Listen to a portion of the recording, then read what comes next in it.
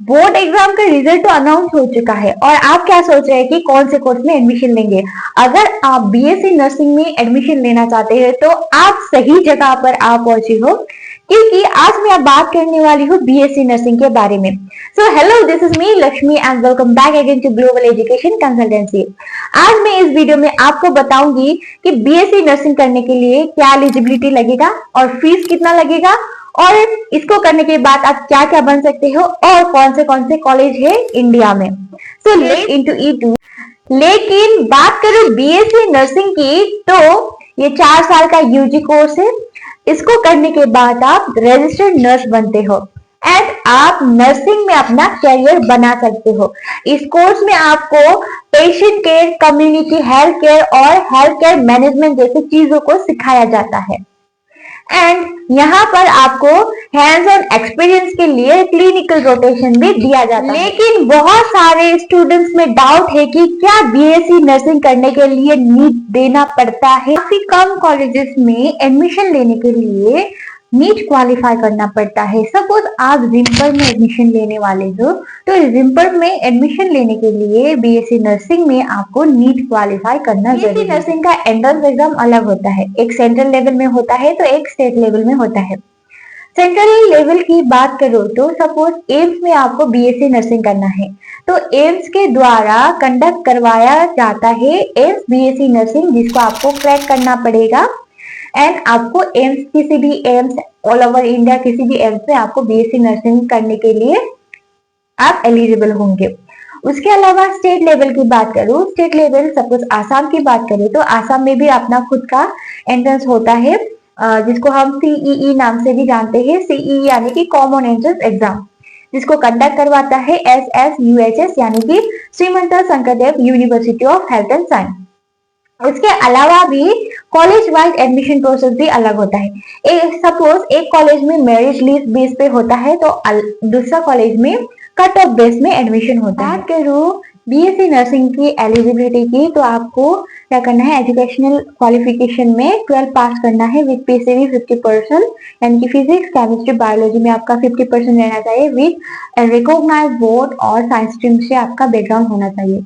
Second, age limit की बात करूँ तो मिनिमम आपका जो एज है वो 17 होना चाहिए by December 30। Now moving towards the fees of the BSc nursing course कि कितना फीस लगने वाला है बीएससी नर्सिंग करने में, तो गवर्नमेंट फीस काफी अफोर्डेबल होता है और प्राइवेट काफी कॉस्टली होता है।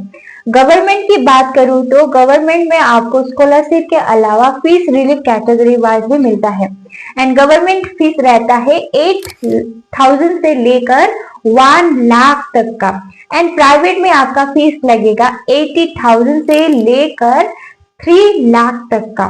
सो आप चूज कर सकते हैं कि कौन सा मेडिकल कॉलेज आपके लिए सही रहेगा। प्राइवेट में तो झटपट से आप पैसा देके भी सीट निकाल सकते हैं, लेकिन गवर्नमेंट में काफी मुश्किल होता है। फिर भी अगर आप ट्राई करेंगे तो आपको जरूर ही मिलेगा। अब बात करते हैं बीएससी नर्सिंग कॉलेजेस की।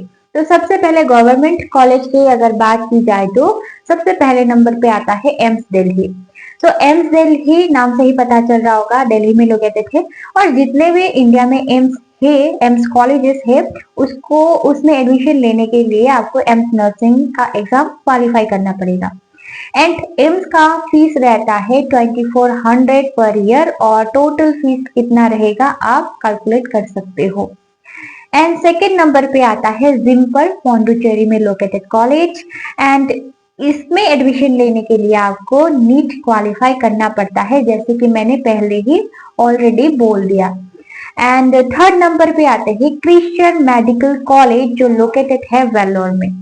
एंड बहुत ही बढ़िया कॉलेज है। नेक्स्ट हम बात करेंगे प्राइवेट मेडिकल कॉलेजेस की। तो सबसे पहले नंबर पे आता है Manipal college of nursing. And ये कॉलेज मणिपाल कर्नाटका में लोकेटेड है, और इसका फीस 2 से लेकर 3 लाख तक रहेगा। एंड सेकेंड नंबर पे आते हैं SRM कॉलेज ऑफ नर्सिंग, जो लोकेटेड है चेन्नई तमिलनाडु में, और इसका फीस रहेगा 1.5 to 2 lakh. And third number पे आते हैं BM Birla college of nursing, जो लोकेटेड है कोलकाता वेस्ट बंगाल में, और इसका फीस रहेगा 1 लाख से लेकर 1.5 लाख तक का। अभी बात करूँ बीएससी नर्सिंग करने के बाद आप क्या कर सकते हो, तो हायर एजुकेशन के लिए भी जा सकते हो, जिसमें आप एमएससी नर्सिंग या फिर डीएनपी भी कर सकते हो, या फिर आप जॉब्स करना चाहते हो तो आप एज अ नर्स एजुकेटर या फिर नर्स प्रैक्टिशनर या फिर हेल्थ केयर एडमिनिस्ट्रेटर या फिर क्लिनिकल रिसर्च एसोसिएट या फिर मेडिकल राइटर भी बन सकते हो। नाउ आपको सैलरी कितना मिलेगा बीएससी नर्सिंग करने के बाद? पहले बात करूँ एंट्री लेवल की, जिनको हम फ्रेशर्स भी बोलते हैं, जिनके पास 0 लेवल का एक्सपीरियंस रहता है, उनको मिलता है पर एनम 2.5 to लेकर 3.5 लाख तक का salary. And second mid level, जिनके पास 4 से लेकर 5 ईयर तक का एक्सपीरियंस रहता है, उनको मिलता है 4.5 to लेकर 6 लाख तक का सैलरी। एंड थर्ड, जिनको हम सीनियर लेवल भी बोलते हैं, जो ऑलरेडी बहुत एक्सपीरियंस होते हैं, उनको मिलता है 7 से लेकर 9 लाख तक का सैलरी। तो I hope you like this video और आपके लिए ये इंफॉर्मेटिव रहा। अगर कोई भी डाउट आपके लिए आपके मन में रह गया हो तो आप कमेंट सेक्शन में पूछ सकते हैं, या फिर स्क्रीन पे दिए गए नंबर पे आप कांटेक्ट कर सकते हैं। और भी ऐसे इंफॉर्मेटिव वीडियो कोर्स से रिलेटेड या फिर किसी कॉलेज से रिलेटेड हो, उसको देखने के लिए या फिर अपडेट्स के लिए आपको हमारे चैनल ग्लोबल एजुकेशन कंसल्टेंसी को सब्सक्राइब करना पड़ेगा।